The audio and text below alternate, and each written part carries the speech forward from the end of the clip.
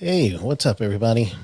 I am Sheldon Primus, the host of the Safety Consultant Podcast, and then I'm back on live. I've been trying to do this live thing for a while now. It's just been driving me absolutely nuts in all the different things I had to work out and try to figure out one thing versus the next because generally speaking, I am on the podcast, but before then, I used to do live stuff on YouTube. So this is like a rebirth of live for me. So this is going to be the Safety Consultant show. However, it's the live stream, and in the live stream, I am going to go ahead and give you guys my OSHA compliance help side.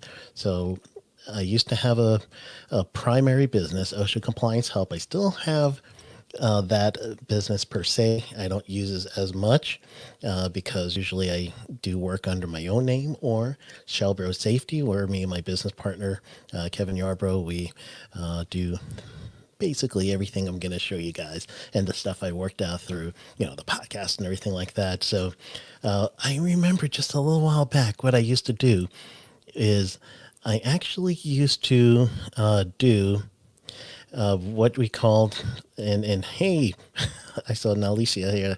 Hi, the student. Love my students. How you doing? Saw that in the chat. But anyway, I used to do a lot of the Facebook Live for my Facebook group. If you haven't been on there, it is facebook.com/groups with an S /safety consultant. So you want to make sure that you do that. You have to answer 3 questions in there. And these 3 questions is just truly to make sure that you are not a bot and that you're an actual person. So that's why we set that up. Jay Allen from the Safety FM, he is actually one of rating, and then also my buddy Travis Costello from Houston. So between us 3, we check and we let people into the group. So go ahead and do that. Answer the 3 short questions. And don't forget the most important one, which is, yes, I will actually listen to the rules of this group. How simple is that one, right? So that's the one that always gets me when, people are going filling stuff out or they don't even fill it out. And then they forget that one part about, yes, I really want to be, I'm going to listen to you guys. I'm going to listen to the group. So Jay says they are difficult questions, like really hard questions out there. It's like, okay, just go ahead. Say you're going to be part of the group. So I've done the Facebook Lives that way. And then also what I've done in the past was YouTube and done a lot of that. So now with the streaming side, and now I can stream all kinds of stuff, Facebook and LinkedIn and Twitch and YouTube again, I'm going to go back to something I used to do. And what I did used to do, is that how you say that? I'm hoping that's how you say that, is I used to do something that I was called a compliance moment. And I'm going to share my screen with you guys. And what this thing is, the compliance moment is this. I am going to show you a picture. And in this picture, I'm going to help you go through OSHA compliance as if you were the actual OSHA inspector. And this is something I learned from the COS program. That's what they called it, the compliance moment, from the Certified Occupational Safety Specialist program. If you haven't been a COS or even heard me about the COS program, where have you been, man?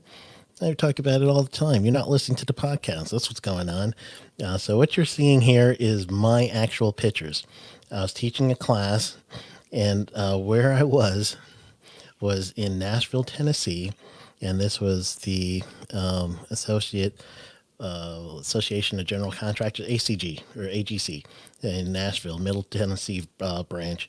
So I was there with my class, and we're on like day 5 of class. And day 4, every time I'm in Tennessee, the TOSHA director, Steve Hawkins, he'll either come to the class myself or himself, or he would actually send someone into class.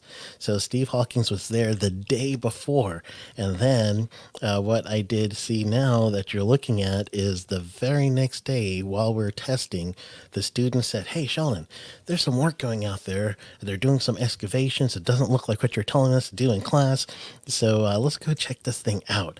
And I love doing that. That's like right off my alley. Let's go ahead and check this thing out live. So me and the class, we just got in there and we started looking at these guys who are cable operators and what they're doing here. And let's see if I could zoom in a little for you.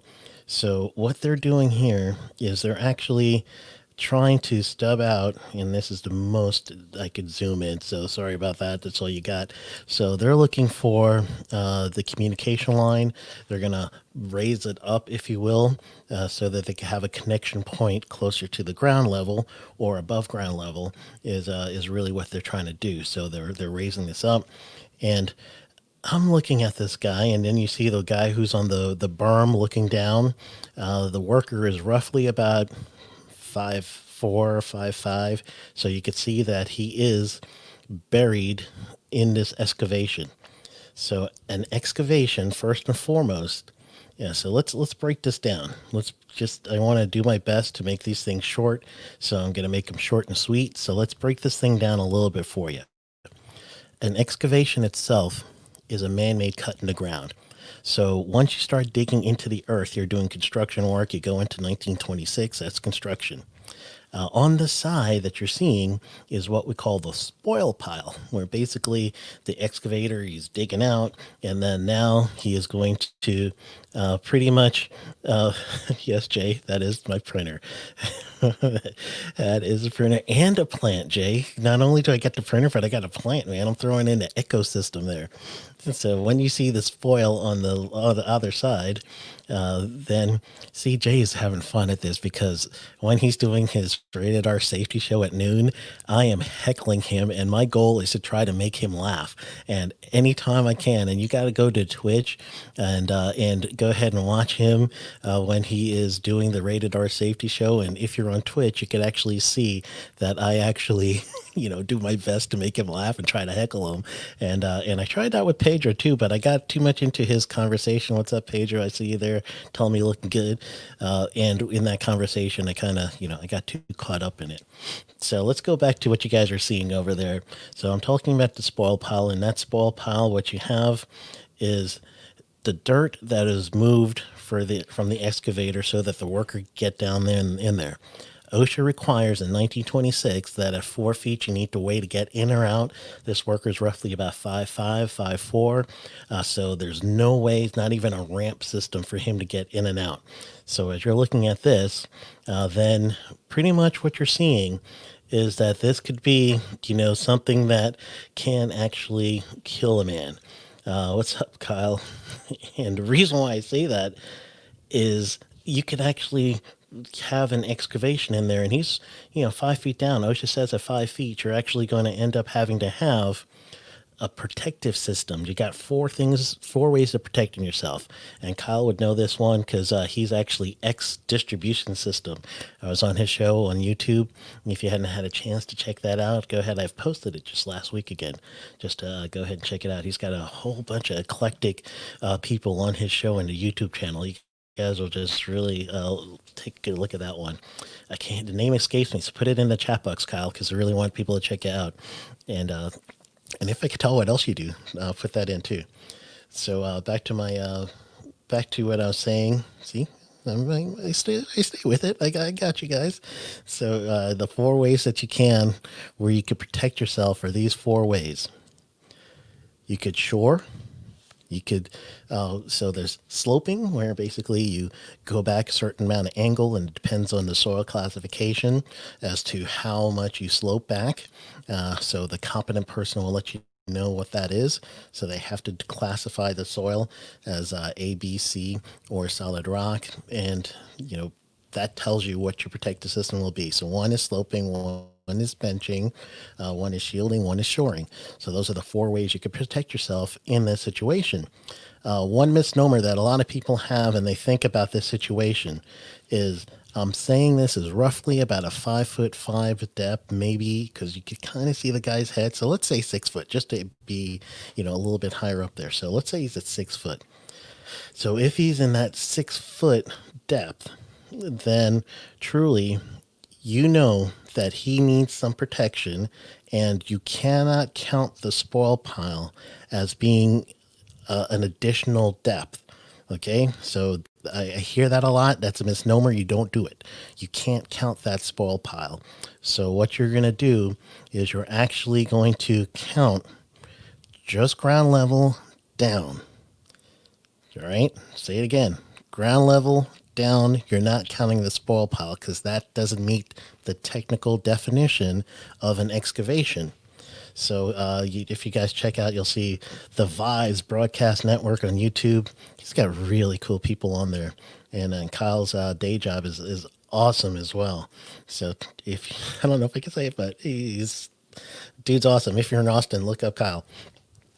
So that's the other thing. And the reason why you can't count the spoil pile is imagine if you had spoil pile and spoil pile next to each other and someone's in the middle of two spoil piles.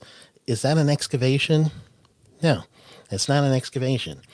So that's why it's not a man-made cut in the ground. So you can't count that as being excavation. So, all right. So that's the first rant. So two things wrong right away. He can't get out because there's no means of egress, no means of getting him out. Way out, means of egress, get out. And then the other thing is there's no protective system for this guy. It's a typical thing you're doing. Me and my class, we actually lined up. And let me show you what we did. This poor guy was probably like, what did I get myself into today? So I'm going to skip to another one of the pictures and I'll check back and make sure you guys are seeing it. But this is actually my class.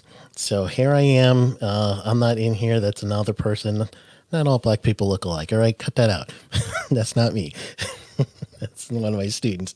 But anyway, we were walking around and I'm just telling him, this is how he could die. This is how he could die. And he's listening to this as I'm explaining the different ways that this man could die.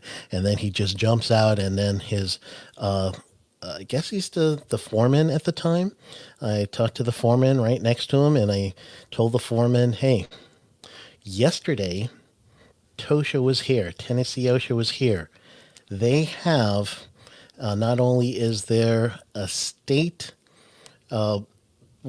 there's local emphasis programs, and this state actually has an emphasis program on excavation. So all the Steve Hawkins people know if there's an excavation, stop, and you go ahead and you could initiate an investigation right then. You can initiate an audit right then. So that's one of the things that they have as a local emphasis in Tennessee, but it's also a national emphasis because those deaths have been going up in that field. So therefore, they could have had themselves a pretty hefty fine here. So the two things that we're going to see, and I'm going to show you, let me see if I could switch over to the OSHA.gov website, if that's possible. I'm like really pushing myself here. So I'm going to stop this right now. So you won't be seeing that for a little while. I'm going to switch over to the OSHA site and I'm going to do a quick establishment search, and I'm just going to look up cable because some of these people, and they're a subcontractor of a cable company, as like I mentioned earlier. So I am going to show you, maybe I probably should show you how I find this, but let's go ahead and share the screen one more time so you can get a good look at what I'm doing here. And I'm going to do two quick things. So I'm going to share the OSHA.gov website, and this is on the establishment search page. So what I just did real quick is I just looked up a keyword of cable in establishment search. And that just means anybody that has the name cable in their company would show up here. So I don't really care who it is right now. The only thing I really need to know is a couple of things. And this is right here. The most things I need to know is called the NAICS code. North American Industrial Classification System Code, NAICS, which means you do certain things and your competitors does the exact same things. So for purposes that are good for insurances, for purposes that are really good for grouping people together, that's really what they do with the NAICS codes. They put you together. It used to be a SIC code, Standard Industrial Classification Code, but that was only 4 digits. And people get more specialized in their work, so you could do underground construction. But let's say you're doing underground construction with the output of water or wastewater treatment. So now in those cases, you have a 2 other digit code to say you're a specialist in this. So what I'm looking for here is just the code itself. So I'm going to look down here. I'm kind of figuring out most of these codes are varied. So I'm going to give a quick guess. And I'm going to use Florida because I'm in Florida right here. And actually, Indiana has their own OSHA. So yeah, I'm going to do this. I'm going to go to Florida. I'm going to grab this code over here. Control C to copy it. So I'm copying this code. And the next thing I'm going to do is I'm going to go back to data and statistics. That's a really important page, OSHA.gov/data. And what I'm going to do here is I really want to find out a few things. First, I want to find out for this SIC code or NAICS code, how often is this thing cited, or how often does OSHA cite these people, and what will they cite them on? So I'm gonna go do a frequently cited standard, click over here, and submit this thing. So this is telling me if they were wired in communication. Then here's 5A1. One person got cited in the period of 2019 to 2020 on a 5A1, which just means you know better. It's basically what 5A1 breaks down to. So chances are this isn't the right code that I need. So what I'm going to do the other way is I'm going to look up the standard itself. So let me check the chat box real quick. Make sure I'm not missing any of the shout outs that I may need to do. But this is the industry profile by OSHA standard. That's the next thing I'm going to do. So right now we're looking good. No shout outs. Everyone's caught up. So here I'm going to go ahead and let's show you.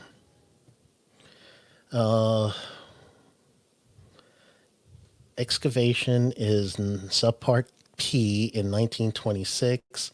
So I'm going to look up protective system should be 651.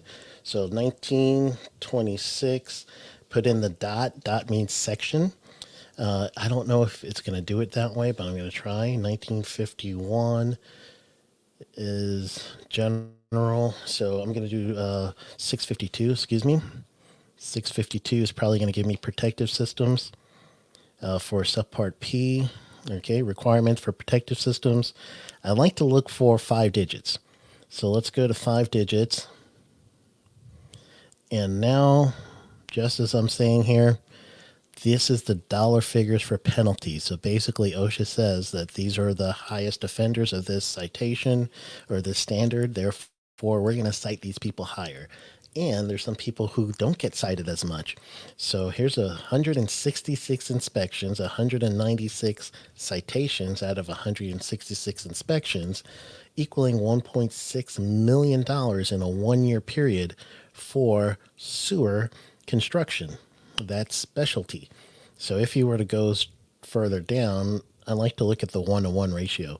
So one site here and one site equals, or one inspection, one site. So this guy, $8,000 for this one area. Electric powered, another one, 67. 1-to-1 over here. And here's what I mean when OSHA doesn't cite people evenly. So this one company, industrial building construction, they got cited one time. These guys got cited one time. The next person down, light and fixture manufacturing, got cited one time. 0. Duck egg. No actual dollar figures. Where the other person that was cited one time got $8,000. So that's not fair. Why are you doing this to me? So what I am saying here is that little faux pas that person did was extremely expensive for them. So that's one of the things that is like extremely expensive. I think Kyle just put in the chat box. That might be my episode with him on his show, The Vibes. So if you get a chance, go ahead and listen to that. It was very cool. I got to hear a lot about his distribution experience. And truly, what I just showed you guys is right in Kyle's wheelhouse. He was doing excavation and distribution for a while. So that is what he is up to. All right. It looks like I'm just about end of what I'm going to do today. So I'm going to stop sharing. I'm going to go ahead and call it a day. If you do want to have your pictures evaluated in any way, send me Sheldon at sheldonprimus.com an email of some of the pictures. I'll do a quick evaluation. I'll show you guys what's standard and how to fight this thing if you want to. But this is the OSHA Compliance Help Show. I appreciate you, and thank you very much for hanging out with me. I'm not too sure how often I'm going to do these things. I'm still working on that part. I just wanted to get one of these out, So thank you, everybody, for hanging out with me. I'm going to end the broadcast with this really cool ending screen. So 10 seconds of me having fun. All right, go get them.